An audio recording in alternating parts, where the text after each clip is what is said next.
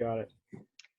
Hey, it's Patrick Pallas here on behalf of the National Conference of Bar Presidents, and I'm reaching out to bar leaders across the country and asking them about what's happening in their state or their county, in their city, and how they're handling this crisis.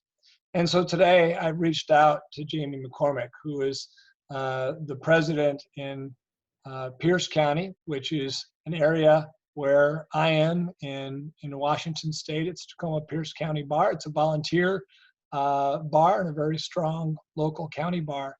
Jamey, first, thanks for taking a few minutes to chat with me. Let me ask you maybe the most important question. How are you? How's your family? How are you doing? We're good. Yeah, we're all healthy. We've been quarantined at home. Kids off school. We have 2 school-age daughters, and so we've been adapting to homeschool, and that's been interesting. But yeah, we're well. Fortunately, everyone here is healthy, and other than a little cabin fever, we're doing just fine. So. Well, I'm glad we're all in this boat together. But leading a bar. Being a partner in a big law firm and trying to be a dad, a husband, a homeschooler, and everything else, and running a bar besides gets to be a big challenge. So I appreciate you taking some time today. I want to talk about what's happening in your bar, in our bar, and some of the things that you're doing as a bar leader in this crisis. And I'll tell people who are watching, as a little bit of history, Jamey, that you were sworn in as bar president in front of, 350 people packed tightly together like sardines in a pre-COVID gala. And within weeks, this thing hits, and suddenly, like, here's your first crisis, Mr. President. Go take care of it. And so here you are. So let me ask you about that. I know you've had a very short time to get up and running, but I think most have for this crisis. What's happening in your bar? What kind of steps are you taking? Well, yeah, it was really a situation where I had hit the ground running. So the first things, we really, as this was emerging, we were watching it and trying to figure out, how serious is this going to be? What kind of steps do we need to take to protect our staff, to protect our members? So initially we were just, watching it and trying to figure out what, is this something that we really, that we need to take action on? And then as it became apparent that, okay, this is, really going to be a serious health issue for the community and for our members and for our staff, then initially our thoughts were, okay, we need to make sure our staff is safe, make sure they're healthy. We've got to watch out for them. We have a small bar office that's staffed by 3 full-time staff members, including our executive director. So the first things we did was we closed our office to the public. And then eventually we actually just closed the office and we have our staff working from home. So they didn't have to even leave their homes. That was one of the first things. That we also have a lawyer lounge at the courthouse, which is just a real great place where lawyers from our members congregate. But it's a small place, small room. There's no way you could social distance there. And, they share coffee and, there's all sorts of resources in there. That was a concern. And I had to shut that down. And I just made the decision, there's no way we can maintain safe distance for our members there. And the other thing is that, our staff were cleaning this place to keep it open, and I didn't want them to have to go down there and deal with that either. And, because it's just a whole nother level of exposure. So the first strike was make the staff safe, close off the lounge, and that turns your attention to the courthouse, right? Because the lounge is the courthouse. Tell me about your relationship with the court and how you had to deal with the presiding judge and your relationship between the court and the bench and the bar, you and the bar. Yeah, well, the first thing I'd say about that is that I think our judges have worked really hard throughout this whole crisis to do the best they can to, comply with the Constitution, to deliver justice, to keep the doors open, and then to keep everybody safe. They're stuck between a rock and a hard place. But initially there were a number of successive orders that the court issued trying to adapt the practices and administration of justice to these health guidelines.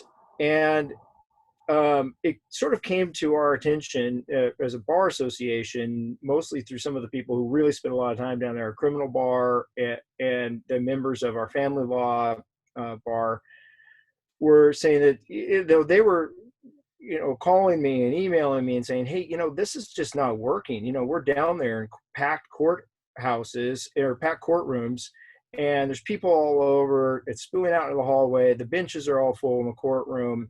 Yeah, not the kind of thing you want in the COVID-19 era, right? We don't feel safe. So what actions did the bar take to remedy that? Well, what we did is we actually passed a resolution, our board did, that pushed back against the bench and the presiding, saying that the current orders are not complying with the best information that we're getting from health officials, and our members don't feel safe down there. We don't feel safe for the community, and that we need you to do something more, and we need you to comply with the best information we have from our health professionals. And then the next day we got a new emergency order that basically closed down the courthouse. Yeah, and, well done. Have you kept that relationship open with local courts? Yeah, we have. I don't think that there were any hard feelings at all. I think the court was as relieved as we were that we would support that, because I think that there was maybe a perception from the judges that, hey, we want to keep practicing, we want the courtrooms open, we don't. But they did a good job in finding a way to continue to do arraignments and continue to hear family law motions. They're just doing it all by phone. And so cases are getting heard, people are getting work done, orders are getting issued. It's not as efficient maybe, but our members were happy. And I think that the bench was happy that they could find a way to do this safely. Jamey, I know that access to justice has been important to you over your career. In this time when legal access is hard to come by, when we have a fully functional environment, now we have this virtual environment. Tell me the steps that you're taking or looking into to protect or maintain access to justice opportunities for the members of our community. Yeah, so that was another big thing that we had to deal with early on. So our program is called Tacoma Pro Bono, and it's actually part of our bar association. And we have 12 employees of the program that are employees of the bar association also.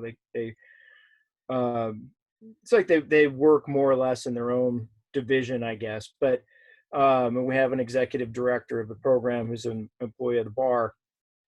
But they see anywhere between 6,000 to 10,000 clients a year, mostly staffed by volunteers and then 3 different staff attorneys.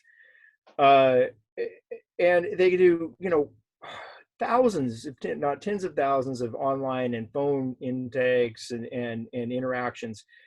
So there's a lot of moving parts in this program, and so we had to about the same time we had to shut down the physical presence of the office. We had to shut down all of the clinics, something like 11, I think, different clinics that we run across the county that are staffed by volunteers and staff members. So what did you have to do to make up for that loss? How have you retooled it? Well, we retooled it by basically taking everything online. All the intakes are done electronically, which is actually working great. We have now all of our volunteers are meeting with clients either by phone or via Zoom or FaceTime or other platforms, which is working great as well. We're not seeing as many clients. We just don't have the capacity. But the flip side of that, we've had a lot of our members step up. We have more volunteers working now in the program than ever. I love that. Which is great. People have really stepped up, and we are meeting the need. And our staff is safe. They're working from home. and we're getting the work done. It's been really interesting. Jamey, for people that are in the shoes that you wear as bar leaders in voluntary bars and county bars and city bars, municipal bars, specialty bars, what kind of advice would you share with them about your experience with this? And maybe the other part of that question is, what would you like to know from them? Oh, those are good questions. I guess the advice I would have is, I think, don't be afraid to lead at this point. Don't wait. If you need to make a decision, make a decision, take action, err on the side of being more cautious, protect your members, protect your staff. That we've got to just stay safe right now to keep our community safe and to keep our members safe and our people safe. But